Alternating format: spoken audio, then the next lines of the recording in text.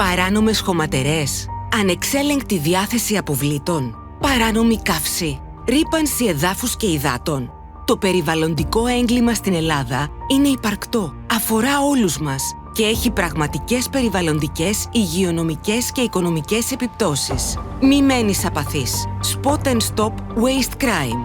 Για πρώτη φορά υπάρχει ένα επίσημο, ολοκληρωμένο ψηφιακό εργαλείο για την καταγγελία και τη διαχείριση του περιβαλλοντικού εγκλήματος. Η πλατφόρμα env.crime.ipen.gr και η εφαρμογή Spot Stop ENV-Crime για Android αποτελούν το ψηφιακό εργαλείο του Υπουργείου Περιβάλλοντος και Ενέργειας για πολίτες και αρμόδιες αρχές. Η διαδικασία υποβολής καταγγελίας είναι εύκολη, γρήγορη και αυτοματοποιημένη, διαθέσιμη από υπολογιστή και κινητό και ολοκληρώνεται σε 4 απλά βήματα. Πρώτο βήμα. Βάλε τα στοιχεία σου και επισύναψε φωτογραφίες ή βίντεο. Δεύτερο βήμα.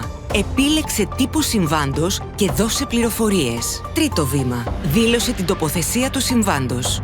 Τέταρτο βήμα. Επίλεξε τον τύπο της καταγγελίας. Αν επιλέξεις ανώνυμη, προχωράς άμεσα στην υποβολή. Αν επιλέξεις επώνυμη, έχεις την επιλογή να ενημερώνεσαι για την εξέλιξή της. Κατόπιν, η καταγγελία σου έχει καταχωρηθεί. Η συμμετοχή σου κάνει τη διαφορά στην καταπολέμηση του περιβαλλοντικού εγκλήματος.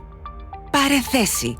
Επισκέψου το env.crime.ipen.gr ή κατέβασε την εφαρμογή Spot Stop ENV-Crime και κάνε υποβολή καταγγελίας.